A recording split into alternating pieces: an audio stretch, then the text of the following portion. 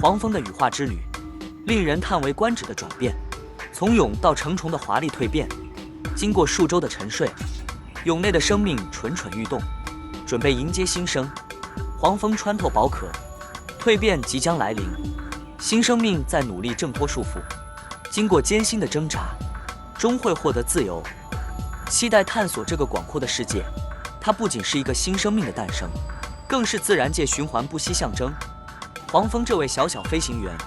将扮演其生态链中的角色，维持生态平衡。生命的奇迹永不止步，黄蜂的羽化却足以让我们感受到大自然的奥秘。